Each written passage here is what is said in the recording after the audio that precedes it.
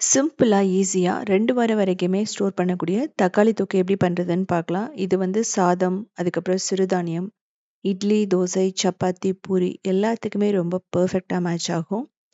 நான் வந்து தோசை, அதுக்கப்புறம் ஊத்தாப்பம், ரைஸ், வெரைட்டி ரைஸ் எப்படி பண்றதுன்னு சொல்லிட்டு காமிச்சிருக்கேன். இதோடயே வந்து பார்த்தீங்க அப்படின்னா, நீங்க எந்த வெஜிடபிள் போட்டு பண்ணாலுமே ரொம்பவே நல்லாயிருக்கும். இந்த 2 டேபிள் ஸ்பூன் தக்காளி தொக்க போட்டுட்டு நம்ம உருளைக்கிழங்கோ, பன்னீர், அதுக்கப்புறம் மஷ்ரூம் எத வச்சு வேணாலும் நீங்க பண்ணலாம். ஈவன் உங்களுக்கு அ சிக்கன் கூட நீங்க வச்சு பண்ணலாம். ரொம்பவே நல்லாயிருக்கும். இது வந்து வெரைட்டி ரைஸ் பண்றதுக்கு, நம்ம குழந்தைகளுக்கு குடுத்து விடுறதுக்கு மார்னிங் வந்து ஒரு 5 நிமிஷம் தான் ஆகும் இந்த ரெசிபி. அப்படியே உதிரி உதிரியா இருக்கும்.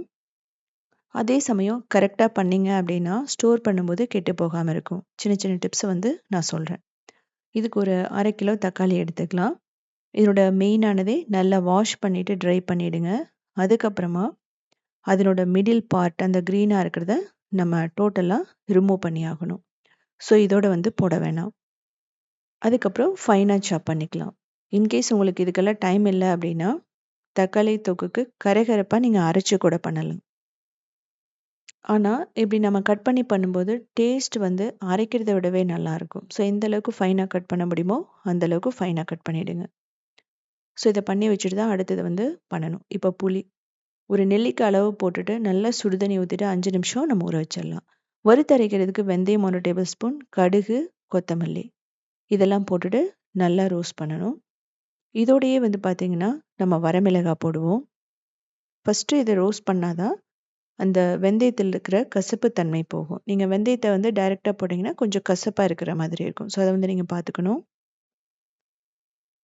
ஸோ இதில நீங்க ஜீரகம் போட்டாலும் ஒண்ணும் பிரச்சனை இல்ல. இப்போ நம்ம வரமிளகாய். வரமிளகாய் அப்படிங்கிறது உங்களுக்கு காரத்துக்கு ஏத்த மாரி எவ்வளோ வேணாலும் போடலாம். நான் குழந்தையும் சாப்பிடும்போது கொஞ்சம் குறைவா இருக்கிறது ரொம்ப நல்லது. நான் வந்து காஷ்மீரி ரெட் சில்லி தான் எடுத்திருக்கேன். இது கலரா இருக்கும். காரம் ரொம்ப இருக்காது. இது ஆறுனதுக்கு அப்புறமா நம்ம மிக்ஸியில போட்டு ஒரு ஃபைன் பவுடரா அரைச்சுக்கலாம். இத வந்து பேசிக் பிக்கிள் பவுடர்ன்னு சொல்லுவோம். ஊறுகாய் பவுடர்ன்னு சொல்லி. இப்போ நல்லெண்ணெய் ஒரு 1/4 கப் ஊத்திக்கலாம். இதில கடுகு நல்லா வந்து பொரியணும் ஃபர்ஸ்ட்டு. எப்பவுமே கடுகு பொரிஞ்சதுனா தான் அது கெட்டு போகாம இருக்கும். கறிவேப்பிலை, பூண்டும் போட்டுட்டு நல்லா ரோஸ்ட் பண்ணுங்க. ஸோ நம்ம பிக்கிள்ல ரொம்ப முக்கியமே எதையுமே பச்சையா நாம வந்து வைக்கக்கூடாது. இப்போ பெருங்காயம். கிட்டத்தட்ட 1 டீஸ்பூன்லேருந்து நீங்க 1 டேபிள் ஸ்பூன் கூட நீங்க போட்டுக்கலாம். பிடிக்கும்னா. பூண்டெல்லாம் போடலன்னா நீங்க எக்ஸ்ட்ரா போட்டுக்கலாம். இப்போ நம்ம கட் பண்ணி வச்ச தக்காளிய போடுறோம். போட்டுட்டு நல்லா வதக்கணும். இதுல வந்து ரொம்ப முக்கியமானது நீங்க தண்ணி ஊத்தி வதக்கக்கூடாது. இதிலேயே தேவையான அளவு உப்பு, மஞ்சள் தூள், மிளகாய் தூள் போட்டுக்கலாம்.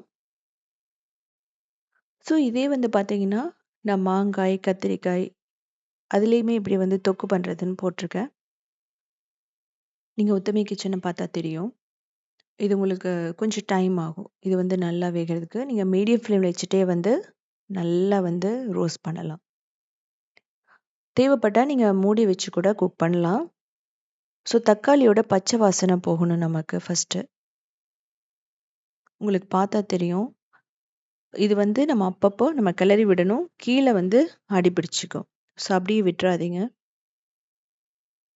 நம்ம வேற ஏதாவது வேலை செஞ்சுட்டு சைட் பை சைட் நம்ம இத பண்ணோம் அப்படின்னா ரொம்ப பெர்ஃபெக்ட்டா ரெடி ஆயிடும். இப்ப பாருங்க தண்ணி எல்லாம் நல்லா அப்சர்வ் பண்ணிடுச்சு. அந்த தக்காளியில இருக்கிற தண்ணி கொஞ்சம் கூட இதுல கிடையாது. ஸோ அப்படின்னா நல்லா வந்து வெந்துருச்சுன்னு அர்த்தம். இப்போ புளி. புளி வந்து பார்த்தீங்கன்னா, ஒரு 1/2 கப் ஊத்தலாம். நம்ம முன்னாடி ரெடி பண்ணி வச்சிருந்தத நல்லா வந்து பிழிஞ்சிட்டு, அதனோட தோல் எடுத்துட்டு ஊத்தியிருக்கோம். அவ்வளோதான். இதுலயுமே நல்லா குக் பண்ணணும். எப்படியும் வந்து ஒரு 10 நிமிஷம் ஆகும். இது வந்து நல்லா சுண்டி வர்றதுக்கு. தேவைப்பட்டா நீங்க இடையில கூட ஆயில் ஊத்திக்கலாம். நல்லெண்ணெய் தான் ஊத்தணும். நல்லெண்ணெய் தான் வந்து பார்த்தீங்கன்னா, அந்த தக்காளி தொக்குக்கு எல்லாமே வந்து ஒரு பெர்ஃபெக்ட்டான ப்ரிசர்வேட்டிவ்ஸாவும் இருக்கும். அது மட்டும் இல்லாம டேஸ்ட்டையும் கொடுக்கும். இது வந்து கடலை எண்ணெயில, தேங்காய் எண்ணெயிலலாம் அந்த அளவுக்கு ஃப்ளேவர் வராது. இப்போ வெல்லம் போட்டுக்கிறோம். பொடி பண்ணி வச்சது.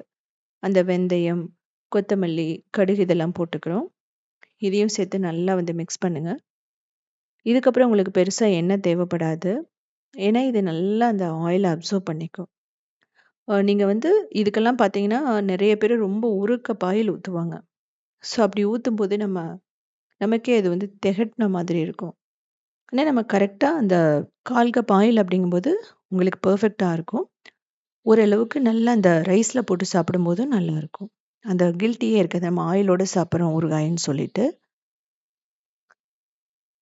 அதே சமயம் நம்ம வீட்ல பண்ணும்போது வந்து பார்த்தீங்கன்னா, ப்ரிசர்வேட்டிவ்ஸ், கலர், ஆயில் இது எல்லாமே நம்ம குறைவா தான் யூஸ் பண்ணுவோம். ஸோ வீடியோக்கா இருக்கட்டும், நம்ம வந்து ரொம்ப அதிகமா ஊத்தி அப்படியே மேல மிதக்குற மாதிரி காட்டலாம். பட் அது வந்து நல்லா இருக்காது. இந்த மாரி ட்ரை பண்ணி பார்த்தீங்க அப்படின்னா, ரொம்ப ரொம்ப ஹெல்தியானது கூட. அதே மாரி இன்ஸ்டன்ட்டா நம்ம வந்து ஏதாவது தோசைலாம் ஊத்தும்போது, சட்னி இல்லன்னா இத வச்சுக்கலாம். ஊத்தப்பத்துக்கும் ரொம்ப பெர்ஃபெக்ட்டா இருக்கு பாருங்க. கிட்டத்தட்ட இது 3 நாள் நான் வந்து தோசை, அதுக்கப்புறம் ஊத்தாப்பம், அதுக்கப்புறம் ரைஸ் பண்ணும்போது எல்லாமே வந்து டேஸ்ட் வந்து கொஞ்சம் கூட மாறல. இப்போ வெரைட்டி ரைஸ் வந்து பார்த்தீங்க அப்படின்னா, எண்ணெய் ஊத்திட்டு கொஞ்சம் மிளகாய் தூள், உப்பு போட்டு பன்னீர வதக்குறேன். இது வந்து பன்னீர் வந்து ரைஸ். இதுக்கு நம்ம இந்த தொக்க எப்படி யூஸ் பண்றதுன்னு சொல்லிட்டும் பார்க்கலாம். நல்லா ரோஸ்ட் பண்ணுங்க. நல்லா ஒரு கிரிஸ்பியா வரும். இதுக்கப்புறம் நம்ம அந்த தொக்கு வந்து ஒரு 2 டேபிள் ஸ்பூன் போடுவோம். இதே தான் வந்து பார்த்தீங்கன்னா, சிறுதானியத்துக்கும். இப்போ நம்ம போட்டுட்டு நல்லா வதக்கணும். நான் சொன்ன மாதிரி இந்த பிக்கிள் வந்து 2 நாள் வரைக்குமே வெளிய வச்சிருக்கலாம். ஆனா ஒரு 2 வீக்ஸ்க்கு வச்சிருக்கீங்கன்னா, கண்டிப்பா நீங்க ஃப்ரிட்ஜ்ல வச்சுருங்க.